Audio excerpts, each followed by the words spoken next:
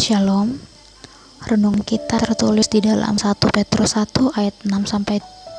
Namun sebelum itu, marilah kita berdoa. Terima kasih ya Tuhan Allah Bapa kami untuk kasih-Mu dalam hidup kami. Kami mohon berkati hati dan pikiran kami agar firman-Mu boleh kami lakukan dalam kehidupan kami. Amin. Firman Tuhan tertulis dalam 1 Petrus 1 ayat 6-7. Bergembiralah akan hal itu, sekalipun sekarang ini kamu seketika harus berduka cita oleh berbagai-bagai pencobaan. Maksud semuanya itu ialah untuk membuktikan kemurnian imanmu yang jauh lebih tinggi nilainya daripada emas yang fana, yang diuji kemurniannya dengan api, sehingga kamu memperoleh puji-pujian dan kemuliaan dan kehormatan pada hari Yesus Kristus menyatakan dirinya. Ido dihalason hamu nang pemarsak hamu satokin noaeng di bagasan ragam ni pangucunan. Molotung ikoni. Aina yang jupang doha tuaon ni haporsyaon muna.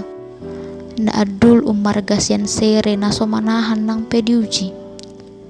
Api bahen puji-pujian dohot hamuliaon dohot hasangapon.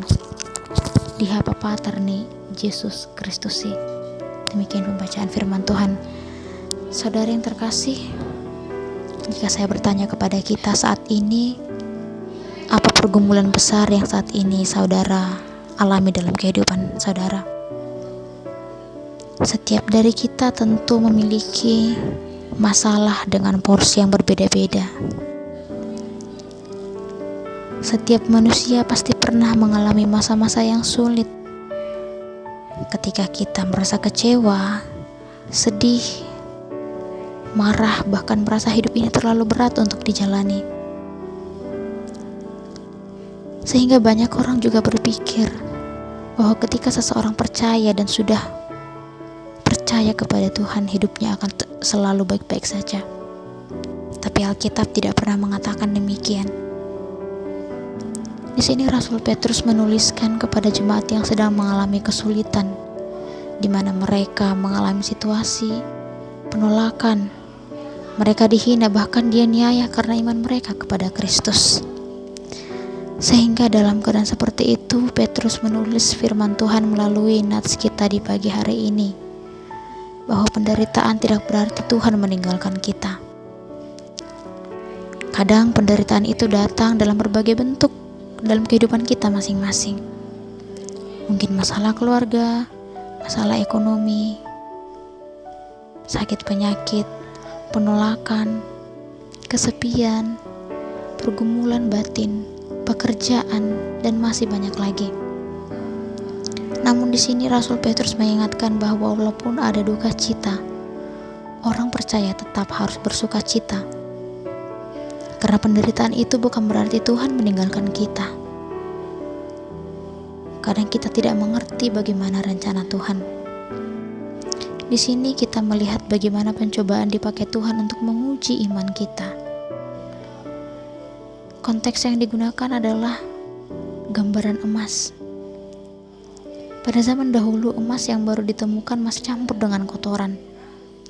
Sehingga untuk memurnikan emas itu akan dimasukkan ke dalam api yang sangat panas, membakar semua kotoran sehingga emas itu bersih dan berharga. Demikian juga dengan iman manusia.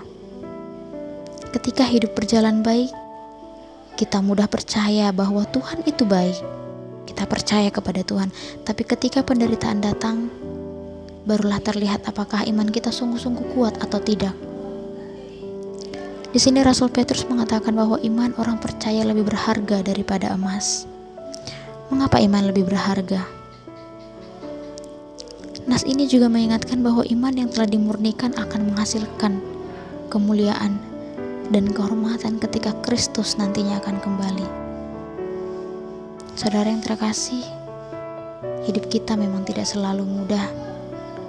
Kita akan mengalami masa-masa pahit, masa-masa di mana pencobaan itu datang bertubi-tubi dalam kehidupan kita. Seperti emas yang dimurnikan oleh api, demikian juga Tuhan memurnikan iman kita melalui pencobaan-pencobaan tadi.